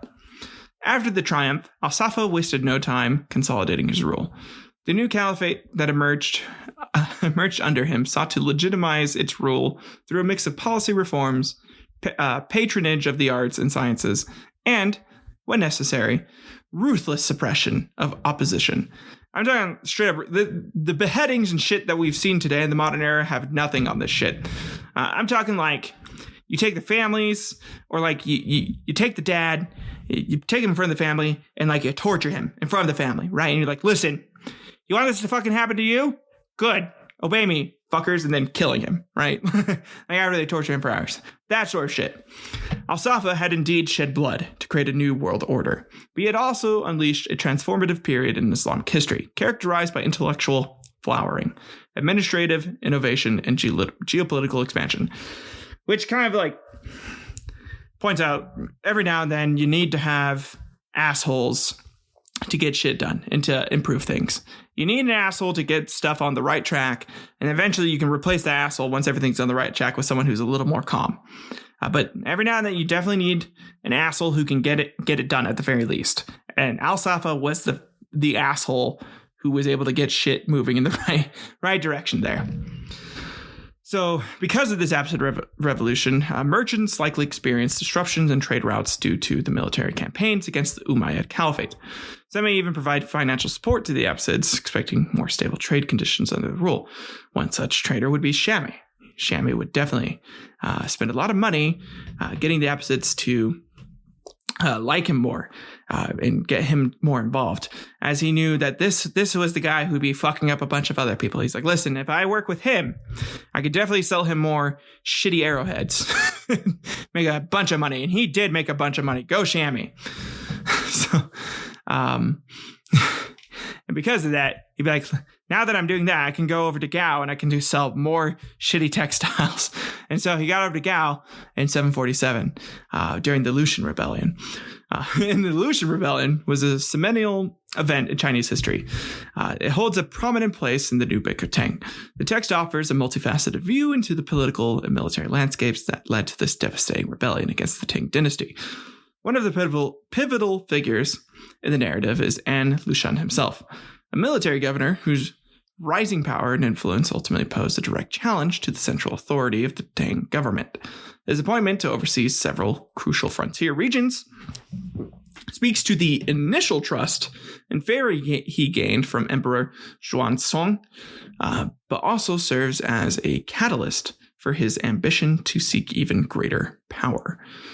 Which is true again for most assholes. Listen, you get enough power, you're like, oh, well, I kind of like this. I kind of want more of this. Let's try and get more of this. And so this guy was like definitely trying to just get more power. That's all he wanted to do. Inside the Tang government, one could see an atmosphere rife with corruption, greed, neglect. Themes that are recurring in the text constantly. I mean, I'm talking, this book was like shitting on greed all the time. And you think with how much shit's on greed, China today wouldn't be fucking communistic or really oligarchic. Is this going to get me banned? Sorry, China. You're not oligarchic at all. You're a great place. Actually, I know some people from China, and honestly, some of the areas aren't too bad from at least what I've talked to them. And maybe I don't know. I don't know the whole context. This is me making a lot of assumptions, but I just have a problem with communism, to be honest. I don't like communism, but I also don't like fucking I don't know. There's a lot of shit that I also disagree with capitalism and what our democracy has become, because capitalism is also an oligarchy. It's all just an oligarchy, man. We all live in one giant oligarchy and we give it a different label in different areas. Really, the rich just kind of decide what the fuck rules we have to live by. That's all it is. And yes, we can do revolution and shit, but then we need to figure out who's going to be in charge. And then that asshole is going to get too much power and be like, well, now that I'm in charge, now I'm going to be rich and decide. See, that history just teaches you whoever's rich is probably going to be in power. Your only way of like influencing the world is if you work hard and hopefully you are smart and you come up with something that people need. So if you're able to invent something that humanity needs, you'll leave an impact and you'll hopefully have a little bit of influence over the world. Anyways, high officials here in the Tang government. So let's go back. High officials are often more interested in personal gains rather than effective governance. God, again, true for today. Creating an environment of instability and weakness. The narrative alludes to the consequences of this corrupt system, indirectly laying the groundwork for rebellion. It is against this backdrop of political decay that An Lushan finds fertile ground for his revolt. The administrative incompetence exacerbates the already fragile relations between the central government and the frontier regions, contributing to a sense of isolation and dissatisfaction that An Lushan exploits skillfully. I'm talking real skillfully. He was like, listen, you know these fuckers you hate already? Well, I'm not those fuckers. that's considered skillfully, apparently. He's like, I'm not them, so you shouldn't listen to me. Another interesting narrative strand in the New Book of Tang is the intricate web of relationships among key political and military figures. Yang Guosheng and Yang Guofei, the emperor's close confidants, are portrayed in a way that suggests their influence may have been detrimental to the empire's stability. Their roles in the court exacerbate the vulnerabilities of an already flawed system. Their involvement, whether due to corruption, poor governance, or personal ambition, adds complexity to the series of events leading up to An Lushan's revolt. From a military perspective, the book offers insights into the strategies employed by both sides. While the Tang army was formidable on paper, the text hints at the logistical challenges and the lack of preparation that ultimately hamper their effectiveness against the rebel forces. On the other hand, An Lushan's military acumen and the loyalty he commands among his troops underscore the threats that he poses to the dynasty. So Lushan rebellion, described, can be seen as a natural outcome of a series of missteps, poor governance, and ambitious individuals exploiting a weakened system. The text, though written with its own biases, provides an essential window into understanding how an empire, rich and powerful, can still be vulnerable to internal strife that has far-reaching consequences. And because of this, Gao is able to get a bunch of recognition during this. Because An Lushan is so good and is fucking up a bunch of other military leaders, the fact that he's able to squash the rebellion and win, it makes him seen highly in the eyes of everyone else. So when it comes to handling wars with other countries, they 100% are like, okay, we send Gao. He is the guy. He is the shit. So in 748, with the campaigns in Central Asia, again, against other people, he had sent on various campaigns, including the complex and challenging military encounters with the Turkish Khaganate. The book narrates how the Tang Empire extended its reach into Central Asia, seeking to secure crucial trade routes like the Silk Road and assert their influence over the frontier territories. While the Tang Empire initially found success in these endeavors, their ambitions eventually led them into direct conflict with the Turkish Khaganate, an influential nomadic empire in the region, who we kind of discussed earlier in the episode. A noteworthy narrative in the text focuses on the strategic maneuvers employed by both sides. The Tang Dynasty's military tactics and formations are detailed, showing a high level of sophistication in the approach. Again, mostly by Gao. This guy was brilliant in his own way back then. Definitely, I wouldn't put him on the same level as Alexander the Great, but he was a smart motherfucker. However, the Turkish also proved to be formidable opponents with their own unique tactics that utilize their nomadic expertise and familiarity with the terrain.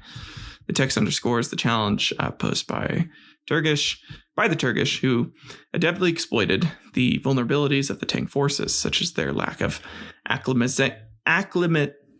acclimatization to the harsh Central Asian environment. Very mountainous, not high elevation, so less. When you come from when you train in a higher elevation for like running and shit, and if you go to a lower elevation, you can run for like an extra 30 minutes. Shit like that was fucking over the Tang forces because of the environment. There's also a bunch of political missteps, and the limitation of the Tang's logistic chain feature prominently in the account of the New Book of Tang. The narrative implies that the Tang Empire may have overextended themselves in these campaigns, struggling to supply their distant armies adequately. It's also evident that political corruption within the Tang administration had an adverse effect on the effectiveness of these campaigns. High-ranking officials were often more concerned with personal gain than the overall successes of military expeditions, leading to poor decision-making and even betrayal. A bunch of betrayal. So the Tang and the Kyrgyz Khaganate were not the only powers vying for control over Central Asia. The involvement of other regional players, such as the Umayyad Caliphate and various Turkic tribes, created a complex geopolitical landscape. And that's right. Even though the Umayyads were kind of killed out, they still had some influence over here, especially with the other Turkish or Turkic tribes, often determining the outcomes of key battles and overall success or failure during specific campaigns. Despite these setbacks and challenges, Gao eventually managed to defeat the Khaganate, although at a considerable cost. The new Book of Tang highlights the resilience and adaptability of Gao's forces, who learned from their initial defeats at kind of the beginning of a bunch of battles from the strategies and tactics of the Turkish Khaganates. So the ultimate fall of the Khaganates served to reaffirm the dynasty's strength, so the Tang dynasty's strength. But the new Book of Tang does not shy away from portraying the human and material costs involved, which is why I'm using it in this episode quite a bit. I really like it. I think it was a little more accurate than Old Book of Tang, which was, I think it gave more of like a mythical kind of look. I mean, definitely Xinjiang. I can't pronounce it. I'm terrible at pronouncing Chinese names, so I'm sorry to any Chinese listeners. I do not mean to butcher your language. My tongue sucks. So just realize that. I apologize. But yeah, so anyways, that guy, his was definitely much more of a historical fiction piece. Gao was essentially like a Superman-esque figure in that one. And I kind of like looking at Gao in a more realistic sense. He definitely was higher up in the military. He might have actually taken some wealth for himself and didn't disperse it evenly amongst his troops, or try to provide his troops with more wealth to sustain them while they were out expanding their empire, which is what would eventually lead to some disastrous outcomes for the Battle of Talas on their side. Oh gosh, sorry for hitting my mic there. I was moving my hands around and shit. It just happens. Anyways, because of all this too, because of the Western expansion, as Tang forces led by Gao consolidate power in Central Asia, Chinese goods like silk, porcelain, and tea became much more prevalent in the Western markets. And Xiaomi was like, yeah, so I need to start selling more of this shit, right? I gotta get the shit that I'm getting over here from Gao over to the Abbasids. And so after the end of the Ulamed Caliphate, Xiaomi was like, hey, Mr. Al-Saffah, Mr. Bloodshedder, got some cool Chinese silk here for you. It's very silky. You could choke your cousins with it. When your cousins want to rule your empire and you don't want them to rule your empire, you can choke them out and kill them. It's interesting. If you choke them, there's a 33% chance that they'll come. Could you fucking imagine? Sorry. Ever since I learned that from my episode on the Turks in the Ottoman Empire, with all of them like choking each other out, I learned what that rate is for autoerotic asphyxiation and why it's a thing. I've been obsessed with it. It's insane to me. A third of people who die while getting choked jizz themselves. It's crazy. Sorry. Anyways, back to Al-Saffah in 750 AD. So at the end of the Umayyad Caliphate. In January, the Abbasids decisively defeat the Umayyads at the Battle of Zab. The victory solidifies the end of the Caliphate and the beginning of Abbasid rule. Marwan II is killed later in Egypt. Yeah. Kind of already went over that. So that occurred in the Great Battle of the Zab River. His forces emerged victorious. He named himself Bloodshedder, which is really fucking cool. Once in power, Al-Saffah worked swiftly to consolidate his rule. The Abbasids immediately undertook administrative reforms, with Al-Saffah himself involved in implementing more equitable taxation and legal systems. These changes were designed to correct the excesses of the Umayyad regime and to gain popular support, keeping their people happy, reinforcing the Abbasid claim to be the righteous rulers of the Islamic community. Which is kind of true. Like, if you're going to be righteous, you better have the best interests for everyone, not just like you and your buddies. Which they kind of did. The Abbasids were pretty good at it. They're like, yeah, no, we need to take care of like all of our people and make sure everyone's taken care of properly. Al-Saffah, was not just a military strategist, but also a patron of the arts and sciences. He initiated policies that encouraged scholarly pursuits, setting the groundwork for the Islamic Golden Age that would flourish under his successors. However, his reign wasn't without its brutalities. He suppressed uprisings and opposition with a heavy hand. Again, just fucking chopping off heads left and right, aiming to centralize power and keep the empire stable. During this time in 750, he's making sure no one's going to fuck with him, right? That's his goal. It's like, I don't want anyone to fuck with me. That's all I'm going to do. Just try not to fuck with me. It's going to be great. But lots of people did try to fuck with him still, because it was the new guy in power. And when you're the new guy in power, people think you're weak, and it's an easy time to take over. But Al-Saffah definitely was not weak. He was called the Bloodshedder for a fucking reason. E.J. Brill's first Encyclopedia of Islam emphasizes Al-Saffah's diplomatic maneuvers as he extended his network of alliances, making treaties with neighboring powers to secure his western and northern frontiers. It was during this period of consolidation and expansion that he started to take notice of another burgeoning power in the east, the Tang Dynasty. By the mid-8th century, the Tang Dynasty had expanded its territory significantly, touching upon regions that were traditionally under Islamic influence or that lay on important trade routes. The Book of Golden Meadows alludes to diplomatic correspondences and trade missions between the two empires, revealing that Al-Saffah was fully aware of the Tang Dynasty's increasing influence in Central Asia. Really, the trades like Shami might have actually been used more of spies, right? So by sending these traders back and forth, they were able to get an idea of what the other empires were like, how strong their military seemed to be, what their governance seemed to be like. And that was being done back and forth. And Al-Saffah definitely was doing that to keep eyes on the Tang Empire. He knew these fuckers were going to fuck up with some very important trade routes that he needed to keep to make sure he and his empire stayed wealthy as fuck. Observing the Tang's ventures into Central Asia, Al-Saffah was understandably concerned. The expansion not only posed a military threat, but also jeopardized the Abbasid's economic interests in the Silk Road trade. Hence, Al-Saffah began contemplating strategies to contain or counteract Tang influence.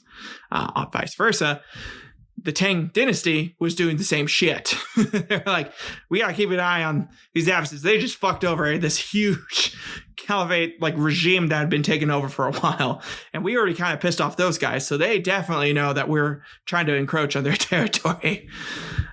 So this set the stage for the Abbasids' focus on Central Asia, where their interests would inevitably collide with those of the Tang Dynasty, leading to confrontations like the Battle of Talas. It's clear that for Al-Saffah, consolidating power in his empire was just the first step. He had his sights set not only on stabilizing the Abbasid Caliphate internally, but also on understanding and engaging with the wider geopolitical landscape, including the increasingly powerful Tang Dynasty to the east. Okay, so on the reverse side, in the further east, China, we had preparations for battle with Gao. So in preparing for the Battle of Talas, Gao Xianzhi, according to the new Book of Tang, would have had to consider a multitude of factors. First and foremost would be logistics. Supplying an army that was far away from its home territory, given the distance and the difficult terrain, ensuring a steady flow of supplies, including food, weapons, and horses, would have been a top priority. Military intelligence would have been another crucial area. Gathering accurate and timely information about the enemy's numbers, movements, and intentions would have been vital for planning an effective strategy. Merchants such as Shami would have been used to go and have him report back and forth. So Shami was making a killing at it during this warfare. Anytime war happens, the people who make the most money are people that sell bullets. So Shami was selling bullets and selling information, which is definitely what you need to be doing when it's wartime. One could imagine that Gao received orders from the Tang court emphasizing the importance of this campaign, both in terms of geopolitical influence and control over trade routes like the Silk Road. These orders might have stressed the need for a decisive victory to ensure the stability of Tang's western frontier and to send a strong message to the rival Abbasid Caliphate. It's plausible that these directives would also underline the importance of forging alliances with local tribes or other states to create a more favorable balance of power. Technically, Gao might have deliberated on how to counter the Abbasid's military strengths. He would likely have examined their previous campaigns, their favorite tactics, and their military technologies. Strategies for river crossing, setting up camps, and planning the formation for his army would have been critical considerations. The composition of his army, in terms of infantry, cavalry, and archers, would have also played into how he intended to conduct the battle. This guy was meticulous to a T. This fucker would have been like, okay, so we gotta get this, and this done. Again, Gao was a genius. Does not matter for this battle. We'll get into it, and we'll get into why. So emotionally, Gao would have felt a blend of confidence and apprehension. On one hand, he was a seasoned general who'd seen pretty much more successful campaigns than most other people had at the time in his same rank. On the other hand, the stakes were incredibly high, and a failure could lead to disastrous consequences, not just for him, but for the Tang Empire as a whole. Because again, if they don't take this over, they don't have these trade routes, they're fucked, dude. They're super fucked. They need this to grow and expand and keep their empire healthy.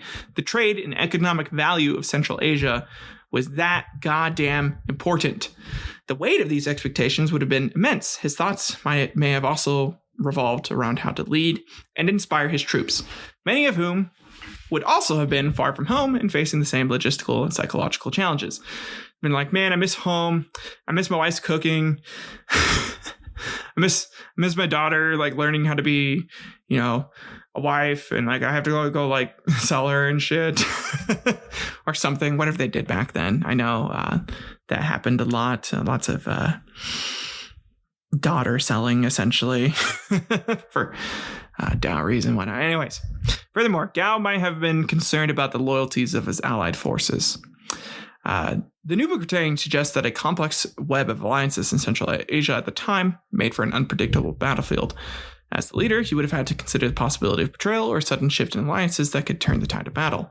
He probably should have definitely considered that more, because we'll get into it later. Again, mercenaries were being used in Central Asia all the fucking time, like I mentioned earlier, and they would become important for his forces as they weren't able to get a bunch of forces from the seat of power of the Tang Dynasty over there into Central Asia in time.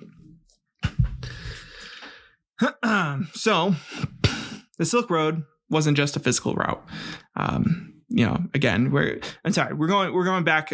We're going to kind of go back over. So right before any of the battle takes place in 751, we have a few more pre-battle tensions, and mainly for the merchants. And again, the Silk Road just wasn't a physical route. It was a network of possibilities that connected the Eastern and Western worlds. Both the Abbasid Caliphate and the Tang Dynasty understood its enormous economic and cultural value. According to the Oxford History of Islam, the Silk Road was a vital artery for the Abbasids, not only for the trade of goods, but also for the spread of Islamic culture and influence. Meanwhile, the Tang Dynasty saw it as an opportunity to extend their influence and cement alliances with various Central Asian states. Each empire sought to dominate this coveted trade route, knowing well that control over it would bolster their coffers and increase their geopolitical influence as a whole. It would take them from being important in this region to important for the world, which is fair. So merchants found themselves in a very complex situation. On one hand, the competition between the two empires could lead to reduced tariffs and increased protection along the trade routes, as each side tried to woo traders to their territories. On the other hand, this rivalry also posed the risk of conflict that could disrupt safe passage. Jibril's First Encyclopedia of Islam mentions how the merchants were often viewed as economic parameters of an empire's strength or weakness, their comfort and ease serving as indicators of a state's stability. In this high-stakes environment, they had to be extraordinarily adaptive, willing to shift alliances based on whichever empire granted them the most favorable conditions at any given time. The sentiments of the merchant class were a mix of optimism and trepidation. The Book of Golden Medals touches upon tales of merchants who successfully navigated these complex geopolitics, becoming wealthy beyond imagination. Really fucking wealthy, like Shammy, because he was selling to both sides, while others found themselves caught in the crossfire of empire building, losing their goods or even their lives. They did not know how to sham like Shammy did. The promise of riches was overshadowed by the constant risk and uncertainty that came with traversing contested lands. This tension set the backdrop for the power struggle between the Abbasid and Tang empires, making the Silk Road a stage for both prosperity and conflict. So, we've set the stage. We're here, guys. You did it. You made it to the Battle of Talas in 751 AD. Give yourselves a hand. Okay? We're here. So, the Battle of Talas in 751 AD was a watershed event that pitted the forces of the Tang Dynasty of China against the emerging Abbasid Caliphate. At the helm for the Tang was General Gao Xianzhi. Again, military commander with years of experience in Central Asia. Opposing him was Ziyad ibn Salih, who represented Al-Saffah, the first caliph of the Abbasid dynasty. Al-Saffah wasn't there, but he sent his best motherfucker there to take care of this shit.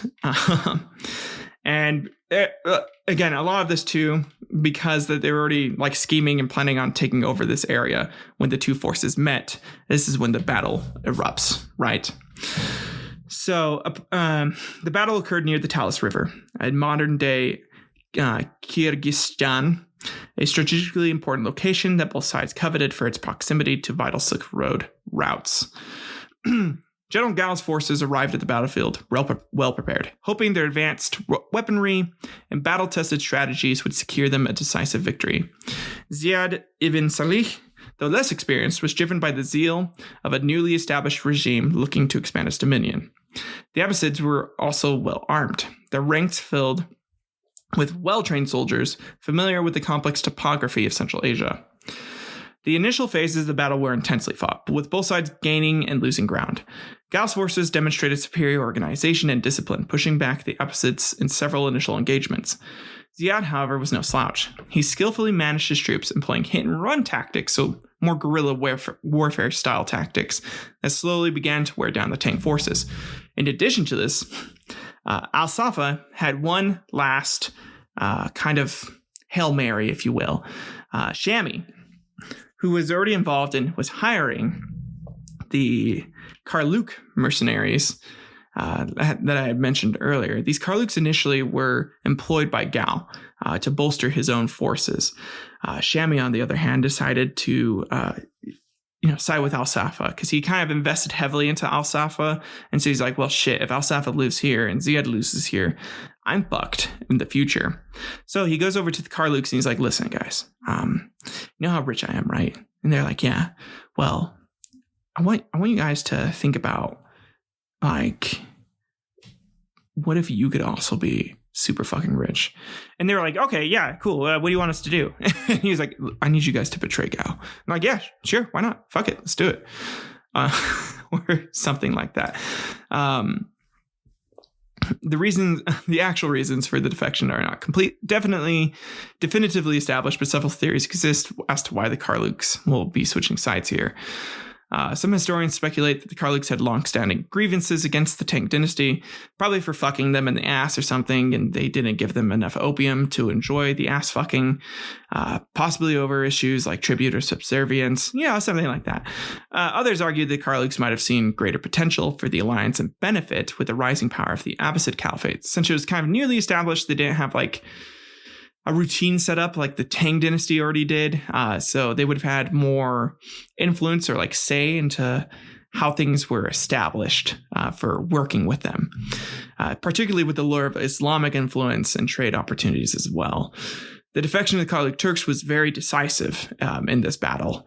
And because of it, with them switching sides, the momentum shifted dramatically. I'm talking like, it went from, this is like kind of like a stalemate almost with the Abbasids having to do guerrilla tactics to the Abbasids were now on the attack themselves, just constantly attacking. With their ranks infiltrated and attacked from behind, the Tang forces found themselves in a very precarious position. They were fucked over, dude. The Karluk's defection had a ripple effect on the morale of the Tang troops, and the chaos erupted within the ranks. General Gao, sensing the shifting tides, tried to rally his forces, but it was too late. they were kind of done. Their formation broke. A lot of them were beginning to retreat. Gao couldn't control his men, and so it was the only viable option left completely to him. So he decided just to pull on a full-on retreat. And Ziad seized this opportunity and ordered an all-out assault, hoping to clinch a decisive victory. His troops charged with renewed energy, their swords and spears glistening in the Central Asian sun. The Tang forces were overrun, suffering heavy casualties. Those who could fled, but many were captured, further tipping the scales in the favor of the Abbasids. In the aftermath, Gao Xianzhi retreated with the remnants of his army back toward Tang territory. Despite his best efforts, the campaign was a failure, and the consequences were far-reaching for the Tang Dynasty. For the Abbasids, the victory at Talas was a triumph that solidified their standing in Central Asia and gave them control over important trade routes. Al-Saffah, back at his capital, received the news with immense satisfaction. The victory not only expanded the territories under Abbasid control, but also struck a psychological blow against a formidable adversary. Not just against them, but against a bunch of people. A bunch of other empires would essentially see this battle and be like, well, we're not fucking with them. Don't want to fuck with them right now. This battle will become a defining moment in his reign, etching his legacy as a military leader. However, the battle did not result in a long-term occupation of Central Asia by either empire. Instead, it became a sort of high watermark for both, with the Tang retreating from Central Asia and turning inward due to internal rebellions, like the Lushan Rebellion, which was continuing, and the Abbasids becoming more embroiled in their own internal issues. In the annals of history, the Battle of Talas stands as a testament to the unpredictability of war, where alliances can shift like the desert sands and turn the tide in unexpected ways. It's a battle that had lasting implications for both empires and set the stage for a new geopolitical landscape in Central Asia. So, I know we're over the battle, but the information I found was kind of interesting, so I want to share with you some of the aftermaths for Gao and for Al-Saffah.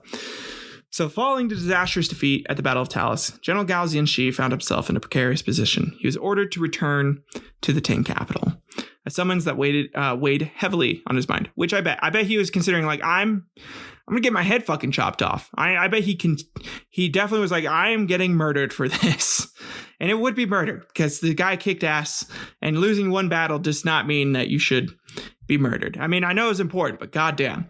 The once celebrated general was acutely aware that failure in the battlefield often led to a swift and merciless fall from grace within the corridors of imperial power.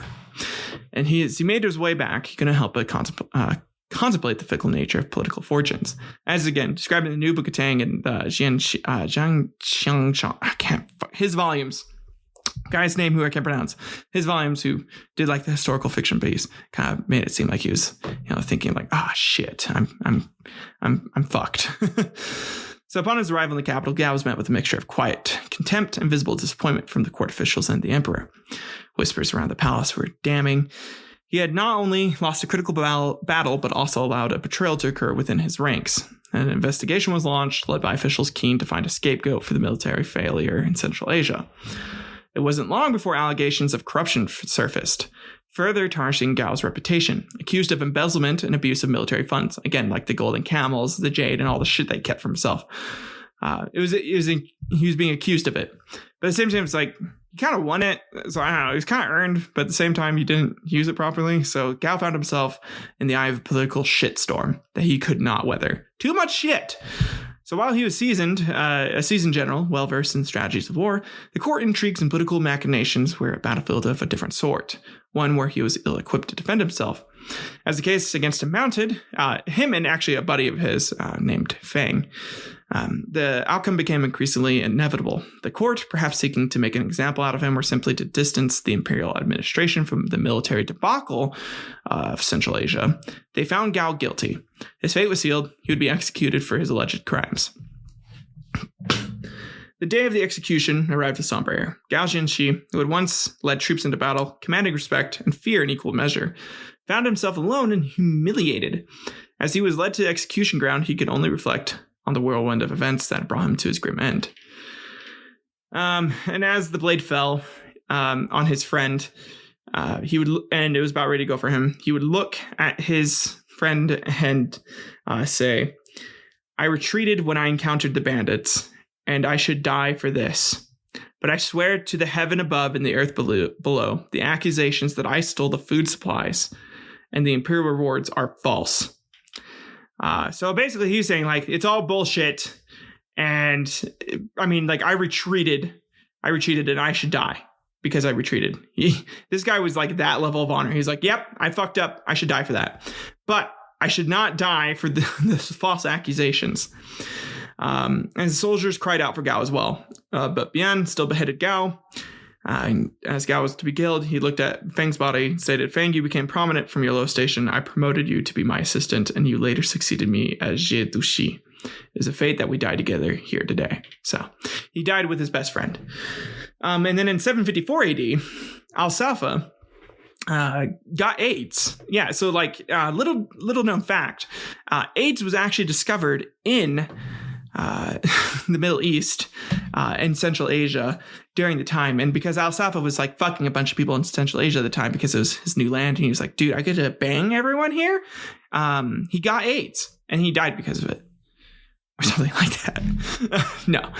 Anyways, after the Battle of Talas, Al-Saffah found himself in a stronger position to exert control over Central Asia, significantly weakening the Tang Dynasty's influence in the region. Victory was not just a military triumph, but a momentous occasion that would ripple through the pages of history. In E.J. Brill's first Encyclopedia of Islam, the Karluk switch of allegiances during the battle played the pivotal role in Abbasid victory, and it was a testament to Al-Saffah's diplomatic skills as well as the influence he held over the tribes in the region. However, despite this victory, Al-Saffah's time to enjoy the fruits of his triumph and, fucking people in Central Asia just for fun was very short-lived. He got approximately 3 years to enjoy banging people in Central Asia. And banging elephants, heffalumps in particular. He found one named Lumpy that he just loved so much. But that Lumpy had AIDS. And he died in 754. Which is really just a year after the whole Battle of Talas concluded. So it started in 751. It kind of continued on off and on for 2 years. But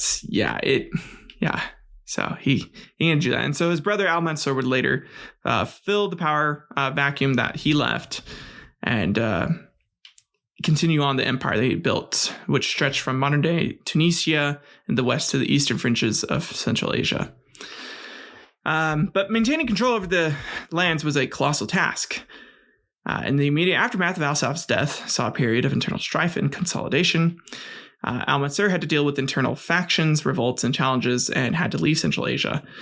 However, the strategic importance of the Silk Road made clear by the Battle of Talas remained a constant focus for the Abbasids, who continued to maintain a strong presence in Central Asia, but definitely not control. They had a presence, and they understood that, maybe just bribing merchants and getting them to work with you and lie to other people was a easier way to do it.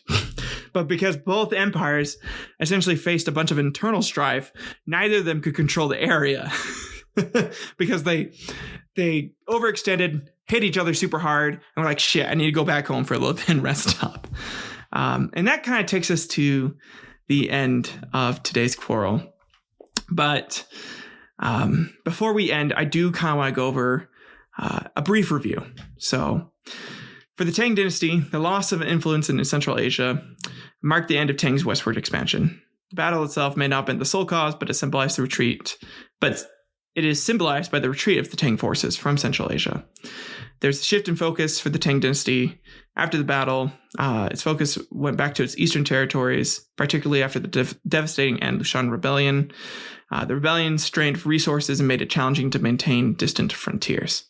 There's also the cultural exchange. So despite the retreat, the earlier Tang presence in Central Asia ensured that the cultural, religious, and economic exchanges persisted. For instance, Buddhism continued its spread from India through Central Asia into China. So Buddhism kept on going. Muslims didn't like it, but it kept on going. And then an intriguing, albeit debated, consequence of the battle is the claim that Chinese prisoners captured at the Battle of Talas introduced paper making to the Islamic world, which then brought it to the West as a whole in the 750s. So for the Abbasid Caliphate, their victory solidified the control over much of Central Asia, ensuring the region would have a Muslim majority character.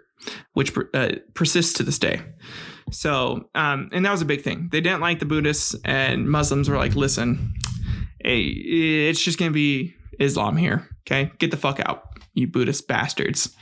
The spread of Islamic culture, the control that they had over the area facilitated the spread of their culture, science, and learning throughout the region, leading to the eventual Islamic Golden Age, which is really cool. They got a bunch of they learned a bunch of sciences that we in Europe, honestly, Europeans wouldn't get until the 1600s or 1500s, 1400s too, kind of.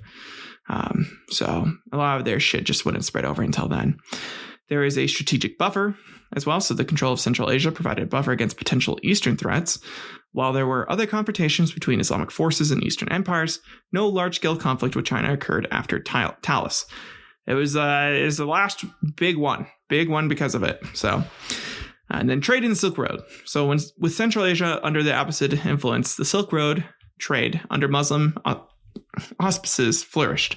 The trade brought immense wealth and also facilitated the exchange of ideas and technologies, such as papermaking. So, but yeah, that brings us to the end of today's episode. To the end of this battle, of this historical quarrel.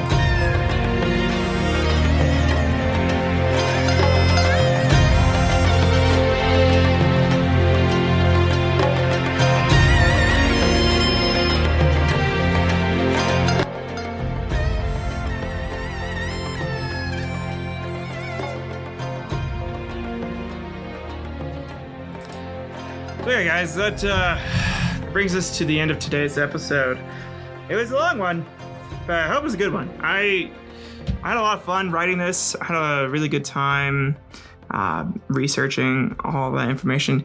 Guys, the Golden Book of Meadows is like $350 fucking dollars. That shit was expensive.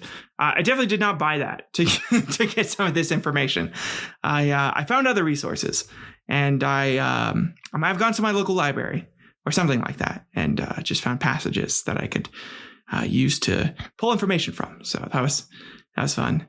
A lot of my thoughts and takeaways from this, though, is kind of how greed and corruption played a big role in this campaign. It reminded me of the Romans versus the Byzantines, and how the Byzantine Empire definitely could have beaten the Romans in the early stages.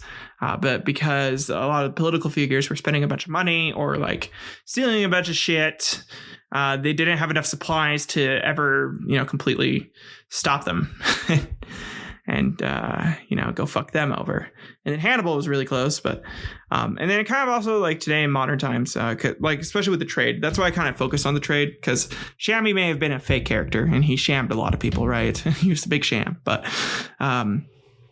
back then, the trade route was that vital. They would definitely use merchant families as almost like these spies, which I thought was really fucking cool. It's like you're a merchant and you're a spy back in the day. God damn. So yeah, and the selling of weapons and information to both sides definitely made people really fucking wealthy. Maybe it still makes people really fucking wealthy today when conflict happens. So it's cool shit, man. It's not really. I mean, it sucks, but it's kind of cool. So, but yeah, let me know what you guys think. I'm interested to hear your take. Hopefully you enjoyed the episode. If you did enjoy it, let me know. Let me know what I can do to improve. I love hearing even the bad shit. Or let me know what you did like, and then I'll try and focus on that a little more. Or if I already focused on the right amount of it, then I'll just keep it there. So for future episodes. But yeah, that's all for today. Love you guys. You have a good one. Bye-bye.